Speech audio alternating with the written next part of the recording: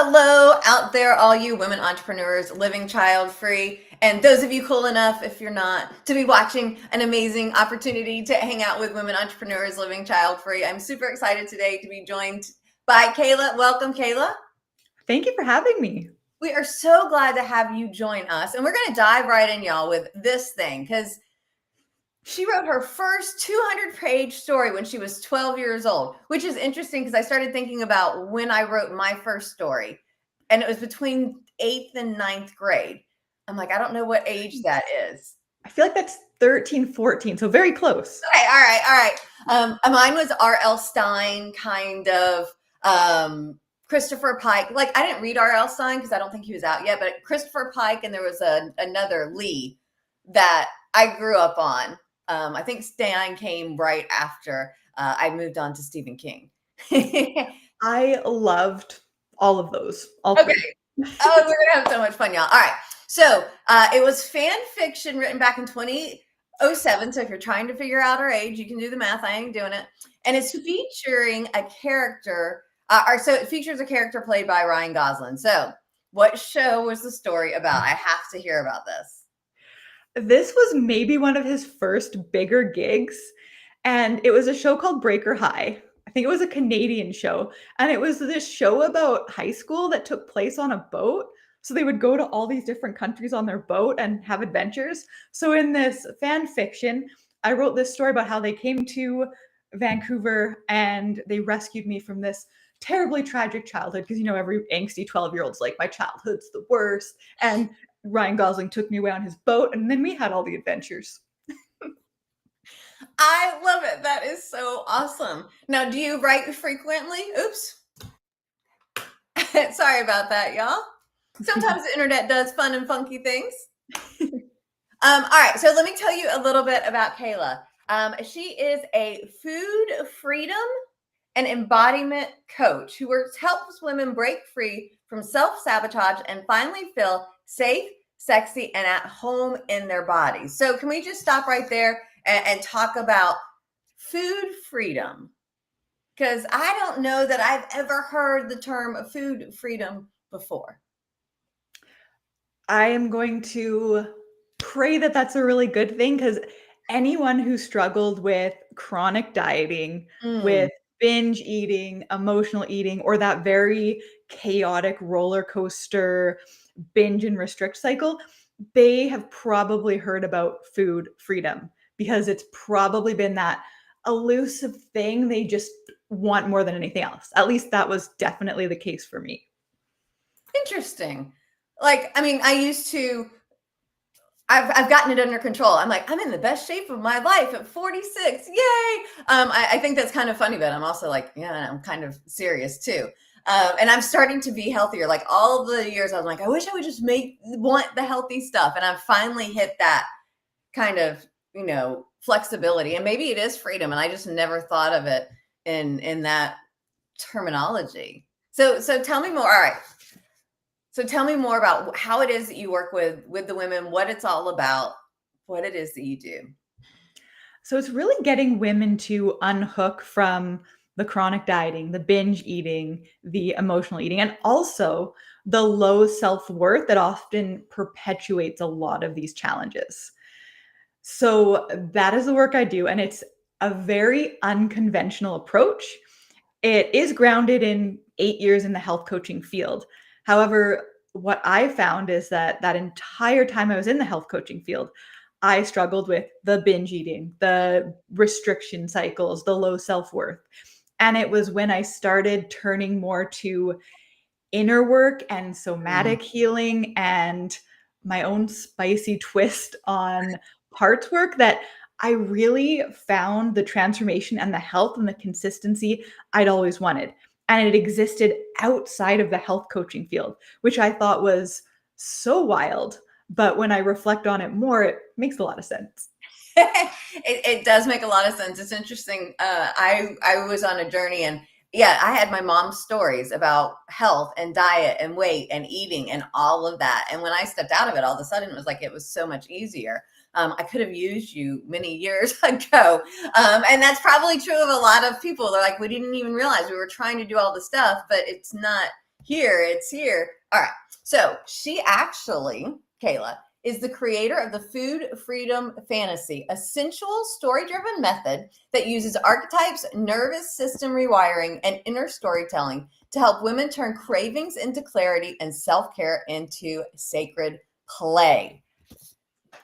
Can you tell us about Food Freedom Fantasy? I'm like, FFF. Yes. So this is my signature framework that takes that traditional parts work and it turns it into less babysitting, less childcare, and more of like a spicy book talk romance. So I guess the first thing I'll just touch on briefly is parts work in case anyone isn't familiar with this work. So everyone has their core personality. And this is the one that has the goals, that wants to achieve the things, the one that wants food freedom, the one that wants to be healthy, the one that wants to gravitate towards those healthy foods, like you were mentioning. Mm-hmm. And then we also have a lot of these like younger wounded parts who are actually turning to things like binge eating out of safety, out of wanting to be protected. So in traditional parts work, you work with these younger wounded selves and meet their needs and do a lot of healing work with them. Now, I have seen how powerful this modality is, and I believe in inner child work. But as someone who's child free by choice, because she had to kind of raise four younger siblings to a large degree and didn't like it then, what I didn't love about this as much is that it very much felt like babysitting. And this is where food freedom fantasy and what I call the divine daddies come in. Okay. So, in this method, I get my women to create two archetypes. They're usually two men, but they can be two women, man and woman, whatever people's fancy is. Mine are two men. So, there is one that's like the fiery one. This is the one that like helps you push past resistance, sees your potential and doesn't let you forget it, and helps you go after the dreams. However, in a lot of high performing women, this part is very strong and almost overly dominant to the point that it causes burnout and overperforming and all of these challenges. So you also have his friend, his whatever you want to call it. And this is what I call the inner sanctuary. So this one is the one that reminds you to breathe, to stay in your body, to slow down, and just to remember that you're enough exactly as you are.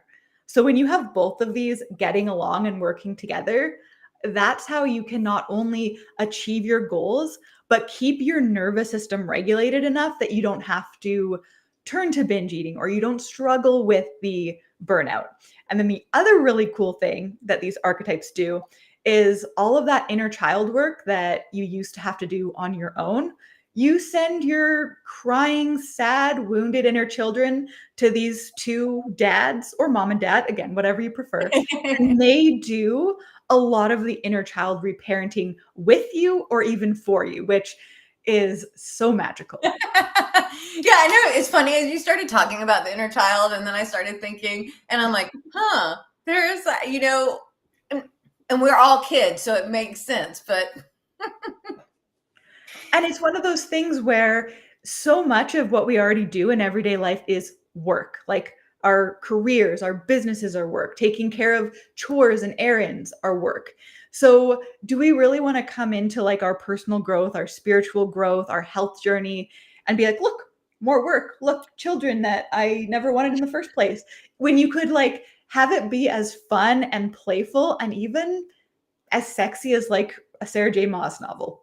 yeah, because let's talk a little bit like sexy, spicy. I know you've got an event coming up next month that even just in the title, it's like, okay, yeah, really? Okay, let's talk about this. Because a lot of times, okay, I see a lot of people that are pairing, this idea of food and spicy and sexiness. I mean, I guess some women want to. Well, I mean, there's a whole other fetish thing, and we are not going there. That is not what we're talking about, y'all.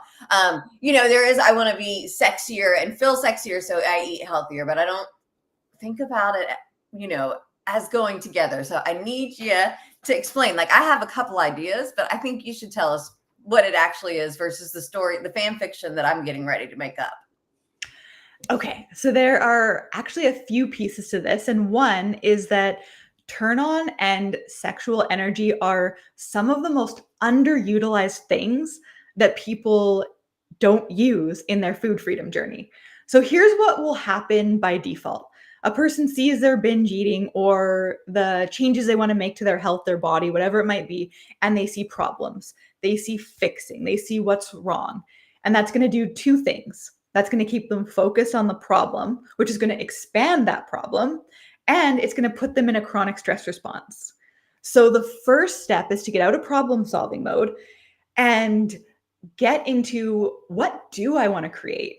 What do I want my relationship with food and movement and self-care to look and feel like? What if it got to be fun and sexy and playful? And then you have this creativity.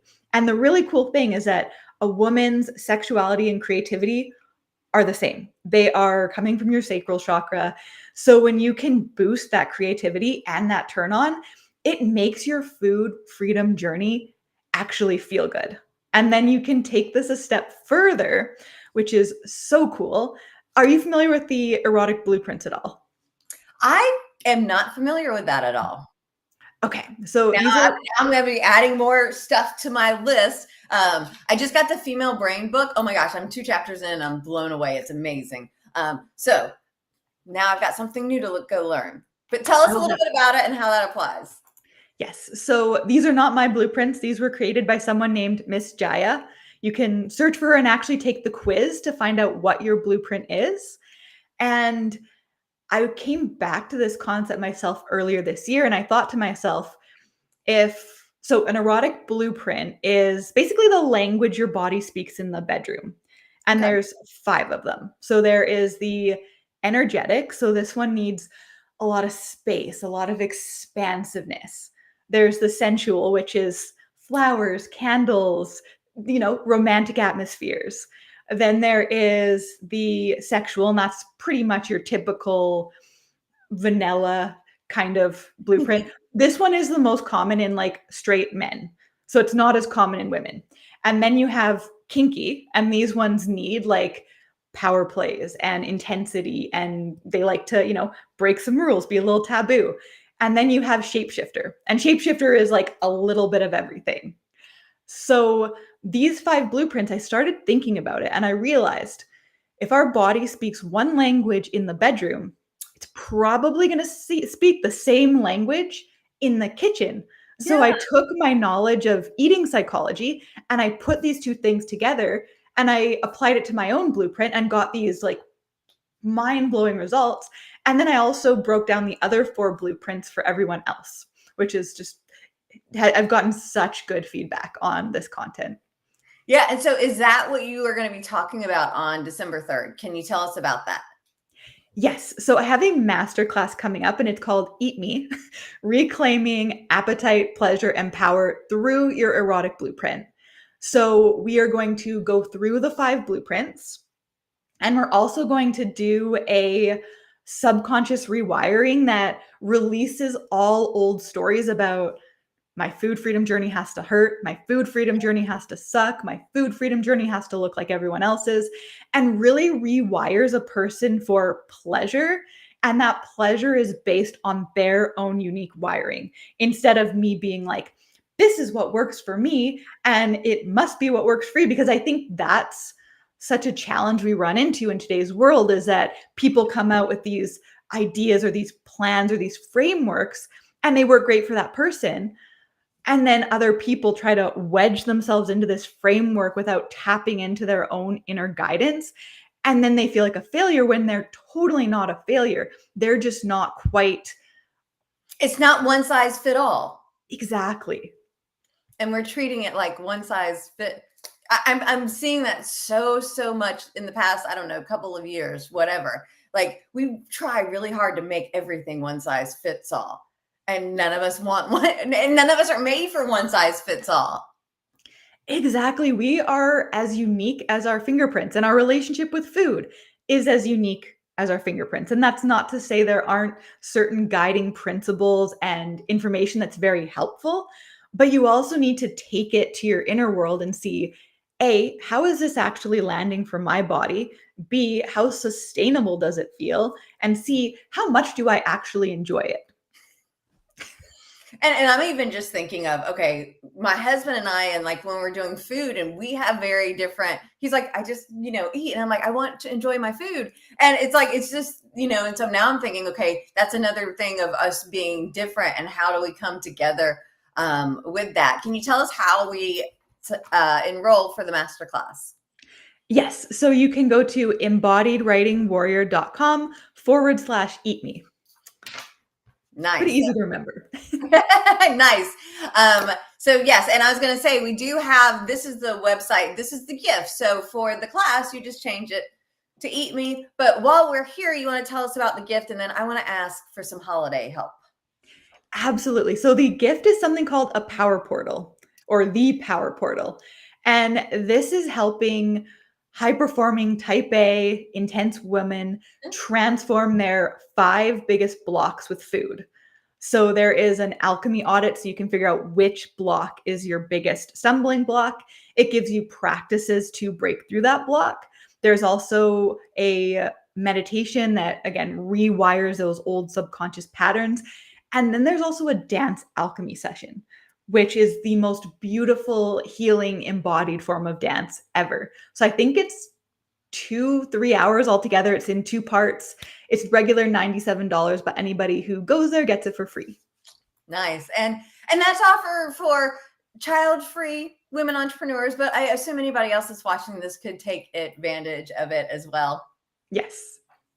All right. So we're talking all of this food, and here in the United States, a big thing is happening next week called Thanksgiving, which I think is American for gluttony. And then next month we have December, which is massive holiday parties. Some people are celebrating Christmas. Some people are just celebrating parties, followed by New Year. And then everybody wants to be healthy. So since you're here and you've got this is that time of year that everybody's, doing this and doing that. And then you got some words of wisdom for us? For this time of year, there's a few things. One is I would recommend living in day tight containers or even meal tight containers. Because I think so often one of the challenges is we look at whatever American Thanksgiving is all the way to Christmas, and we think, all right, that whole time is a complete wash. Instead of being like, okay, I've got 3 to 5 dinners. These are the days they are. I want to indulge. I want this to be pleasurable. I want this to feel good. So what I would always recommend is how much can you really take care of yourself leading up to those events earlier in the day instead of saying, oh, the whole day. And then also, I think one of the biggest things that is so helpful is presence and actually slowing down and paying attention to these really delicious things you get to eat that you might not get to eat for, other parts of the year. For me, I know that those peanut butter marshmallow squares pretty much only come out at Christmas time. Doesn't mean I want to eat a whole tray of them because I'll feel terrible, but can I eat one and just savor it so much and like let it melt in my mouth and see how much pleasure I can extract out of that treat. And I think the more you can slow down and have that presence and also give yourself permission to enjoy this time of a year is so important as well. Instead of being like, I shouldn't be eating this, I should be, more on track, because that guilt is going to put your body into a chronic stress response. And that means it's going to have a very different physiological effect on you than if you were going into it with presence, with excitement, with joy, and remembering you're allowed to enjoy your food. You're allowed to enjoy holiday parties. And I think when you remember that, you actually slow down and don't have the same level of overindulging because you're giving yourself that permission. So I have an interesting thought in my head right now, because I know, like, at Thanksgiving, I always laugh because my in-laws, my mother-in-law, like, that is her holiday. One time I tried to say, do we want to do something different? No. Okay. I got it. Thanksgiving. But I get I have one little spoonful of everything. And then I go back for seconds and they kind of laugh at me and I just don't care. And I think child-free and entrepreneurs, we just don't care, period. However, I know that for some people, it's hard at the holidays because it's like, oh, it's the holidays, one drink or one cookie, or like, what can you recommend to say back? So this is an interesting spin because, man, we are always having to defend our choices, right? And I know they don't mean like, and Jackie, if you're watching this, I am not talking about you. You are fine. Y'all laugh at me. I'm crazy. I understand. My mother-in-law watches this stuff sometimes. So I love Thanksgiving. I adore it. We could invite 20 people and there'd still be plenty of food. I don't have to worry about my husband eating the whole weekend. It's lovely. But that sometimes people are, kind of pushing to say, if they're doing differently. So not anybody that I know, but other people. What might you recommend people say as a response if, they've got someone that's kind of pushing? Does that make sense? It totally does, and you're right. There are people who will Their almost have their love language is food. exactly, yes. And that can be a tricky situation to navigate. I have a mom like that, and if you don't eat every single thing, it can create some hurt feelings. So I think one of the best ways I've found to approach it is to really drive home the fact that this food is delicious. I'm so grateful that you've put all this time and this effort and this love into it. So acknowledge what they've created first, and then also point out, I really want to enjoy this time with you. I'm here for you. I'm here for the company. And oftentimes that's enough to really diffuse that situation, depending on the person. Yeah. I mean, there's some people, there's no diffusing any situation. Yes. All right. So, what else is it that you want the people out there watching this to know? And then if we can kind of lean into, how have you found it? Because I have to say, I've never met somebody that does it this way. Is there any part of like the child-free experience that's led you to this? Because I'm finding that child-free women, entrepreneurs, are much more creative. Oh, here we go. Creative in the businesses that they create than the moms I've seen. Not in a bad way, but the coaches, I don't know. So that is a great point to bring up. And I'm going to be fully honest. There's times when I've thought about my food freedom fantasy method. And, there is a lot of journaling. There's a lot of creativity. And I think to myself, are like busy moms even going to want this? Are busy moms even going to have time for this? So that's allowed me to find ways to make it fit into every lifestyle.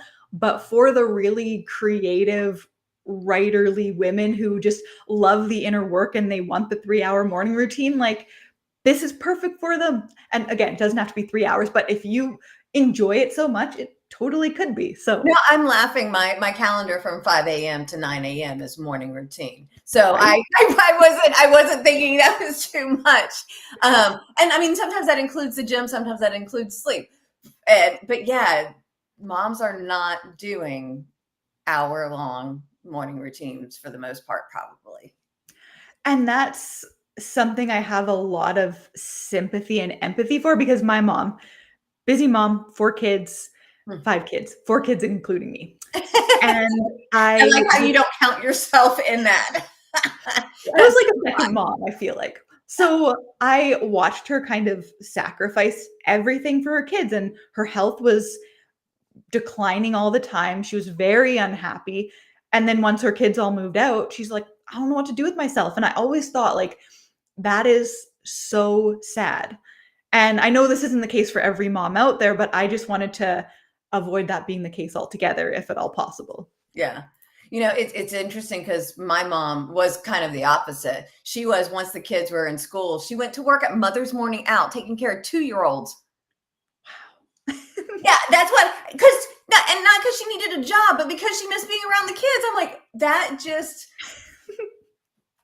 because sometimes it is like, oh, are all the child-free people had moms that, and I'm like, no, some of them did. Some of them were second moms. I'm finding that a lot in the child-free community is people that like, I raised my siblings. But then there's me, and my mom was phenomenal. And my sister, like that's my sister's childless. That's all she wanted. I'm like, it's so different how we are different, but then we get to come together. Absolutely. Yes. Awesome. So let me ask you this. I know we've got your amazing website. We've got this great gift. Y'all should have already gone there and also gone there and then changed the website to Eat Me at the end. Oh, that's just so much fun. I feel like I need to do an email blast out. Hey, y'all, women, check out this Eat Me because that just sounds like fun. Oh yeah, y'all can't see the fun on the wall. Oh. Gotta have some fun. But tell us where else we can find you online. How can we connect with you if we have questions or want to work with you in addition to the website? So the website's a great place to go. I'm also on Instagram at Embodied Writing Warrior. And then I do have a podcast with over 200 episodes now. So that's Embodied Writing Warrior. And if people want to learn more about this whole erotic blueprint and food thing, episode 206 is going to be a really great teaser for Eat Me if they either don't want to come to a master class or want to learn more first. Awesome. It has been a pleasure to get to chat with you. I love talking to women entrepreneurs living child-free. Make sure if you're one of these ladies, anybody can watch the videos, but you have to be a child-free woman entrepreneur to join the Facebook group, which is right there. Also, we have on the third Tuesday of every month, our networking opportunity, Connect and Collaborate. This is a free event for all child-free ladies. There was a guy signed up last time. I'm like, I hadn't quite figured out. He didn't show up. So I'm like, all right, good. Because I'm like, no guy is allowed at this. But I'm like, now I'm going to have to have a Zoom thing. Are you a woman? Check. All right. People are like, why can't guys come? Because I said so. Ha ha. It's a different story for the men. They're not getting it the way the ladies are. Yes. But let's do this. Last thing before we go, what else is it that we need to know? I think we covered everything that I can think of. It's been awesome hanging out and talking to you. Oh, that's great. Very good. Kayla, it's been a pleasure. Y'all check her out. Come to her masterclass on the 3rd. I plan on being there as long as my schedule permits to learn more about that. I'm going to see if I drag my husband and be like, honey, here's why we need help in the kitchen for the food stuffs because we're different. And now we know. Yes. So thank you, Kayla, so much.